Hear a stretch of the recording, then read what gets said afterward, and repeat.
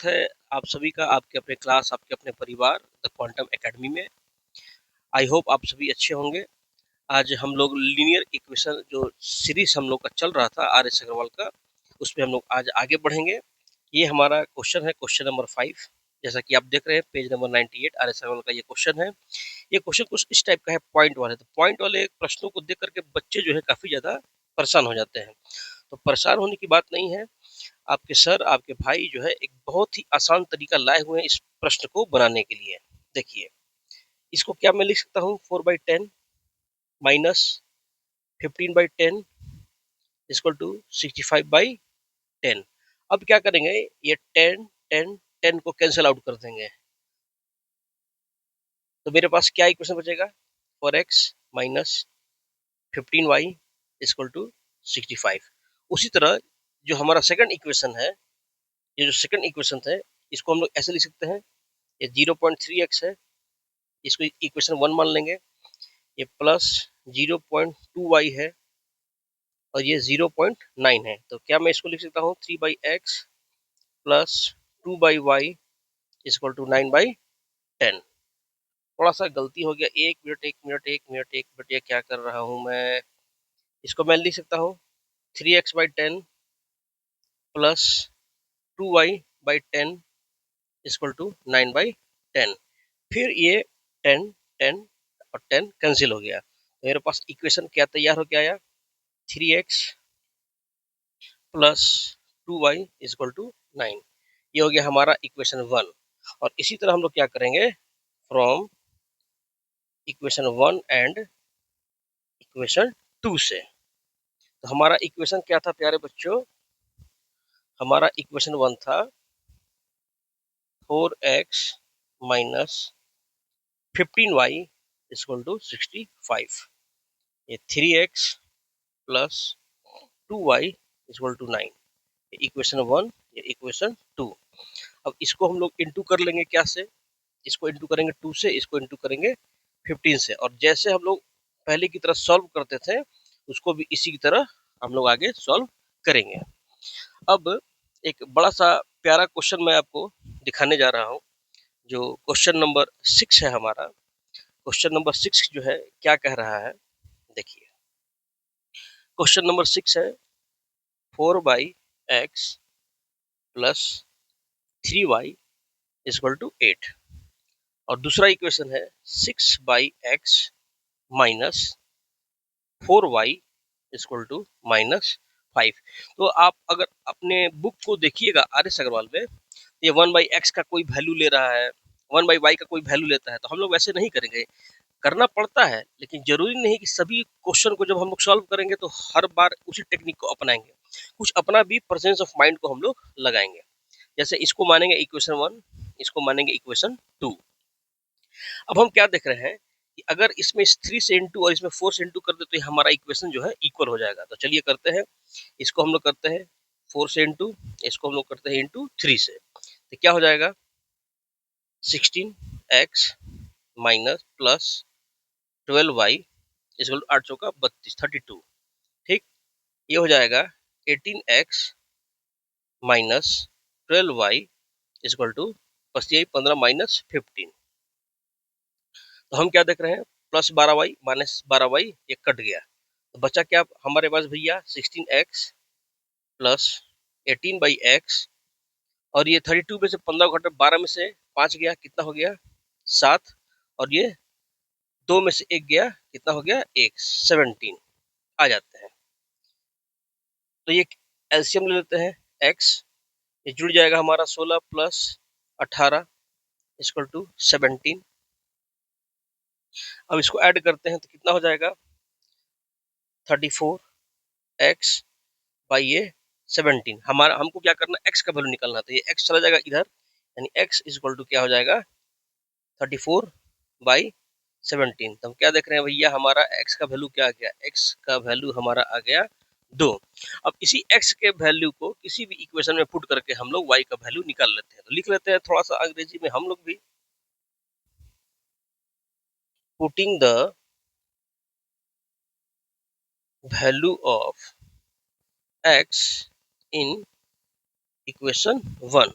हमारा इक्वेशन 1 जो है भैया क्या है, उठा लेते हैं। हमारा इक्वेशन 1 है 4x 4/x plus 3y equal to 8। आते हैं हमारा x का वैल्यू क्या है, तो लिखते हैं 4/2 प्लस 3y इक्वल टू 8, यानी ये कैंसिल आउट हो गया 2। 3y इक्वल टू 8 माइनस 2 यानी y इक्वल टू 6/3, कट के वैल्यू क्या आ गया 2, यानी x का वैल्यू 2 और y का वैल्यू हमारा 2। ये बन गया हमारा आंसर। और इसी तरह जहां तक हमको लगता है कि एग्जाम्पल 7 जो है आप लोग अपने होमवर्क में लिख लेंगे। एग्जाम्पल 7 भी इसी तरह बनेगा, एग्जाम्पल 8 भी इसी तरह बनेगा। एग्जाम्पल 9 मैं आपको बता देता हूँ, ठीक है ना। एग्जाम्पल 9 आपको मैं बताऊंगा तो वो भी इसी तरह लगभग बनेगा। Example 9, example 10। तो एग्जाम्पल 9 और 10 मैं आपको बता देता हूँ भैया ये कैसे बनेगा। आइए एग्जाम्पल 9 को देखते हैं। एग्जाम्पल 9 हमारा क्या कह रहा है, 1/7x plus 1/6y equal to 3। फिर क्या है 1/2x minus 1/3y equal to 5। हम क्या देख रहे हैं, ये हमारा हो गया इक्वेशन 1 और ये हो गया हमारा इक्वेशन 2। इक्वल करना है, अगर इस 1/3 में अगर हम 2 से इंटू कर दें, सिर्फ 2 से, तो हम क्या देख रहे हैं 1/6y हो जाए। कभी कभी होता है क्या कि सिर्फ एक ही इक्वेशन में किसी को इंटू कर देने से हमारा काम चल जाएगा। तो इसमें हम क्या करते हैं 1/2 से इंटू करते हैं, तो ऊपर जो था 1/7x हमारा उसी तरह रहेगा प्लस 1/6y इक्वल टू 3। ये क्या हो जाएगा भैया हमारा 1/4x minus 1/6y equal to 5/2। अब जब इसको हम लोग सॉल्व करेंगे तो ये वाला पार्ट हमारा कैंसिल हो गया, बचा क्या हमारे पास 1/7x plus 1/4x equal to 3 plus 5/2। अब इस वैल्यू को हम लोग सॉल्व करते हैं, तो 7x और 4x का जैसे ही हम लोग एलसीएम लेंगे, तो इसको एलसीएम ना लेकर के हम लोग क्या करते हैं 7x इंटू 4x, तो ये क्या होगा 7x कैंसिल आउट हो जाएगा। ये बचेगा हमारे पास 4x plus 7x equal to 3 6 6 5 11 11/2। अब इसको जैसे ही ऐड करेंगे तो हमारा क्या होगा ऊपर 11x, अब आइए 7x into 4x equal to 11/2। तो ये 11 कट गया, ये x कट गया, ये 2 से ये कट गया 2 बार में, तो बचा क्या हमारा x का वैल्यू कितना आ जाएगा 7 दूनी का 14। देखिए यहाँ इसको मैं थोड़ा सा सॉल्व करके आपको दिखा देता हूँ। यहाँ क्या बचा मेरा 1/14x इक्वल टू 1। ठीक, तो ये हमारा 14x इक्वल टू 1 हो जाएगा, तो x इक्वल टू क्या हो जाएगा 1/14। जब हमारा x का वैल्यू 1/14 आ गया तो हम लोग क्या करेंगे, इसी x के वैल्यू में इस x का वैल्यू इक्वेशन 1 या इक्वेशन 2 में डाल करके हम लोग y का वैल्यू आसानी से निकाल लेंगे। तो आई होप हमको समझ में आ रहा होगा कि ये कुछ एग्जाम्पल 9 जो है बन गया। एग्जाम्पल 10 भी जो है ना सब बच्चों, ये बहुत ही ज्यादा एक वीवीआई क्वेश्चन है, इसको भी मैं आपको सॉल्व करके दिखाता हूँ बिल्कुल ही आसान तरीके से। तो एग्जाम्पल 10 हमारा क्या कह रहा है, एग्जाम्पल 10 कह रहा है 3a/x माइनस 2b/y माइनस 5। फिर क्या कह रहा है a/x plus 3b/y equal to 2। यहाँ तक क्वेश्चन को समझने में कोई प्रॉब्लम नहीं होना चाहिए। अब सर इसको सॉल्व हम लोग कैसे करेंगे, तो बिल्कुल ही आसान तरीके से इसको हम लोग सॉल्व करेंगे। क्या करेंगे, हम इस वाले पार्ट को इक्वल करेंगे। अगर इसमें 2 से इनटू कर दे, इसमें 3 से इनटू कर दे, तो हमारा क्वेश्चन क्या होगा, इक्वेशन इक्वल हो जाएगा। तो चलिए फिर से वही काम बिल्कुल देसी तरीके से, इसमें सर 3 से इनटू करते हैं और इसमें 2 से इनटू करते हैं। जब आप आर.एस. अग्रवाल बुक खोलिएगा तो दिखाई देगा कि ये a बाई एक्स 1/x को कोई वैल्यू में लेके चला हुआ है, 1/y को किसी वैल्यू में लेके चलना होता है, लेकिन हर जगह नहीं। अगर जब प्रश्न हमको बिल्कुल ही आसान तरीके से बनने में आ रहा है तो भैया उतना दिमाग लगाने का जरूरत नहीं है। तब हम क्या देख रहे हैं, जब इनटू करेंगे तो क्या हो जाएगा हमारा 9a बाई एक्स, नहीं, इसको इनटू देखिए कैसे करेंगे, बी भी है ना, देख लेते हैं एक बार प्रश्न में फिर से देख लेता हूँ। हाँ सही है, ठीक।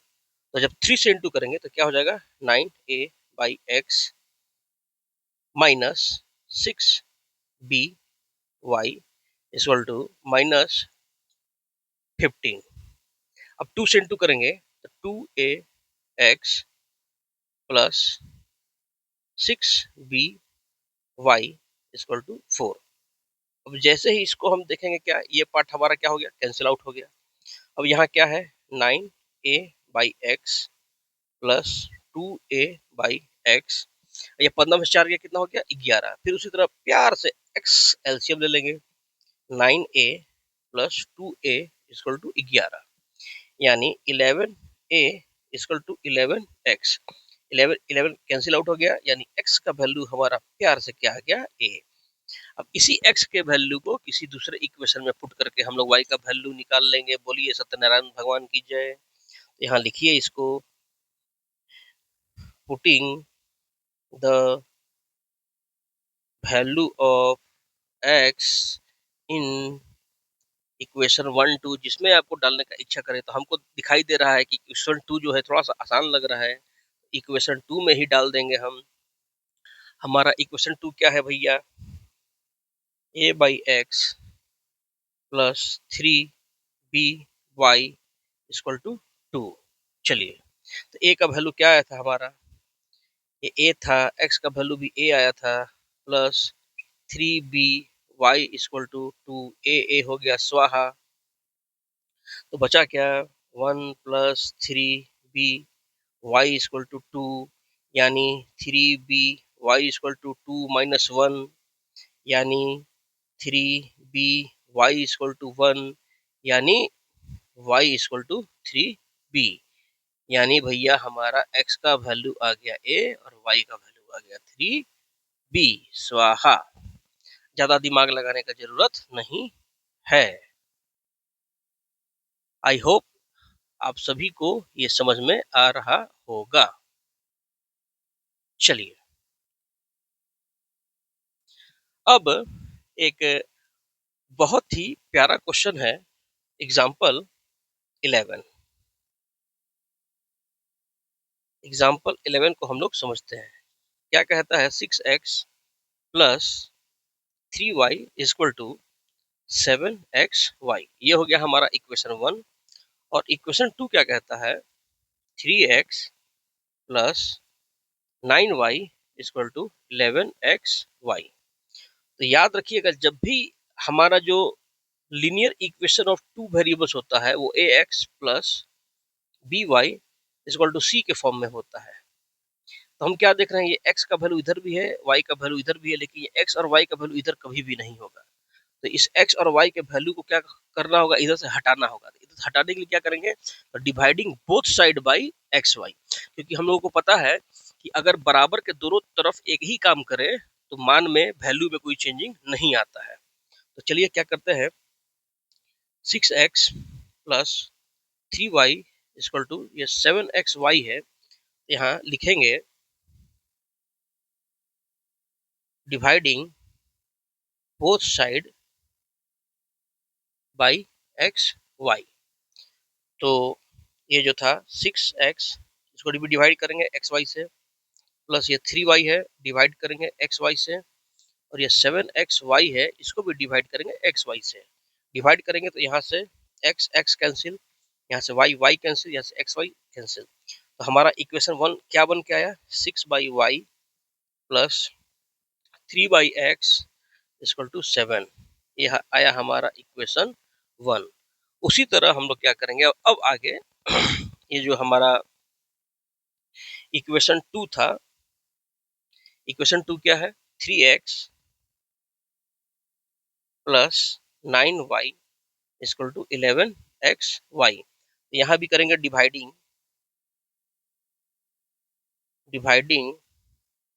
बोथ साइड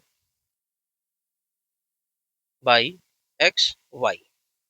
तो जैसे ही इसको हम डिवाइड करेंगे 3x यहाँ x y plus 9y by x y equal to 11xy by x Y.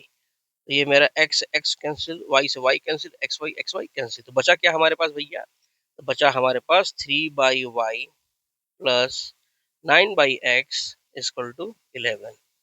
और ये हो गया हमारा इक्वेशन 2। और आगे हम लोग जैसे प्रश्न को सॉल्व करते थे फ्रॉम इक्वेशन 1 एंड 2 से सॉल्व कर लेंगे। तो आज के लिए इतना ही। और आप सभी से मेरा एक प्यारा सा रिक्वेस्ट है, अगर ये वीडियो आपको पसंद आ रहा हो तो आप सभी लोग अपने दोस्तों के बीच शेयर करें। और एग्जाम्पल 1 to 11 RS अग्रवाल का जो पार्ट है अभी तक हम लोग खत्म कर चुके हैं। और जो हमारा क्वेश्चन नंबर है प्यारे बच्चों, क्वेश्चन हम लोग कहाँ से कहाँ तक बना लेंगे, तो मैं आपको इसका भी एक होमवर्क बता देता हूँ। क्वेश्चन 1 से लेकर के क्वेश्चन 14 तक, क्वेश्चन 1 to 14 आप सभी इसको सॉल्व कीजिए। सॉल्व करने के बाद अगर कोई भी प्रॉब्लम आपको आता है तो आप कमेंट सेक्शन में जरूर बताइएगा, ताकि मैं उस क्वेश्चन को सॉल्व करा सकूं। तब तक के लिए आप लोग अच्छे से रहिए और अपने पढ़ाई पर विशेष ध्यान दीजिए। और मैं अनुराग भैया आप सभी के लिए हमेशा खड़ा रहूंगा। Thank you.